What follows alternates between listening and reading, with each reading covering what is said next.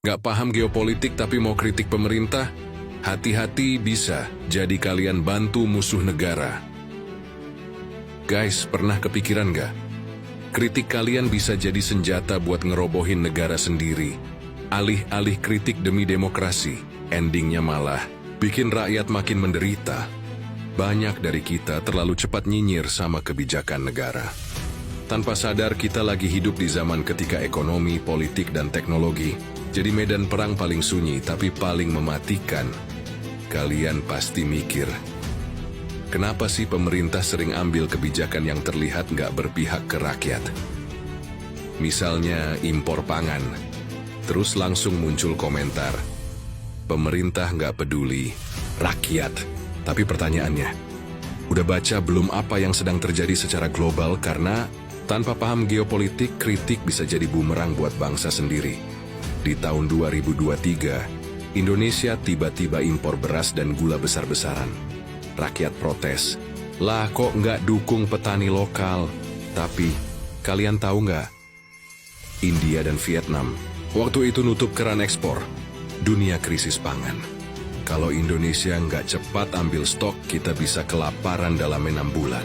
Jadi, kebijakan yang kelihatannya nggak pro petani, justru nyelamatin 270 juta rakyat. Kalian juga marah soal revisi Undang-Undang TNI, tentara bisa masuk ranah sipil, takut demokrasi mati, tapi pernah nggak kalian buka peta? Lihat posisi Indonesia, diapit China, Australia, Amerika, dan Laut Cina Selatan yang sekarang panas kayak bara. Revisi Undang-Undang TNI bukan buat pamer otot, tapi antisipasi kalau perang datang bukan lewat rudal, tapi lewat sabotase, provokasi sipil, atau kaos digital. Dunia sekarang lagi panas, konflik Rusia versus Ukraina belum kelar. China versus Taiwan bisa meledak kapan aja. Timur Tengah makin panas, negara-negara lain juga lagi siaga. Bukan cuma dengan senjata, tapi juga dengan undang-undang, teknologi, dan sistem pertahanan sipil. Sekarang, eskalasi geopolitik makin gila. Trump baru terpilih lagi jadi presiden dengan kebijakan America First dan Make America Great Again. Lalu Amerika tarik diri dari dunia internasional dan naikin tarif impor. Ini sinyal, perang, dagang global bakal meledak lagi. Lihat polanya. Dulu, setiap kali Amerika terapkan isolasionisme kayak America First, gak lama setelah itu muncul Perang Dunia. Perang Dunia I, Perang Dunia II, negara lain hancur. Dan siapa yang berkuasa? Amerika. Nah, kalian pikir revisi Undang-Undang TNI itu kebijakan populis? Enggak guys. Ini respons terhadap ancaman global. Pemerintah butuh struktur yang kuat, bukan buat menindas, tapi buat bertahan. Dan ini baru membahas salah satu kebijakan. Negara, belum lagi kebijakan food estate dan antara, bergabung dengan BRICS dan kebijakan-kebijakan lainnya. Dan kalian masih ribut soal narasi demokrasi, tanpa paham bahwa kaos sipil itu justru jadi senjata proxy war paling efektif.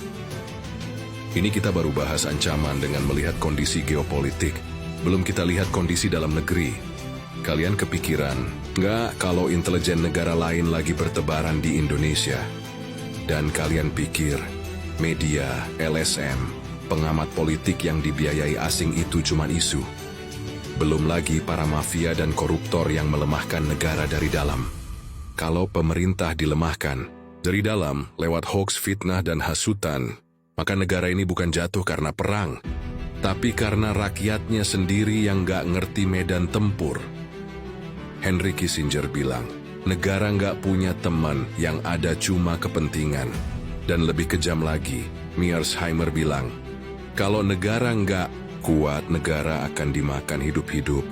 Jadi kebijakan yang kalian anggap nggak pro rakyat, nggak demokratis, bisa jadi adalah reaksi terhadap ancaman dari luar yang lebih besar.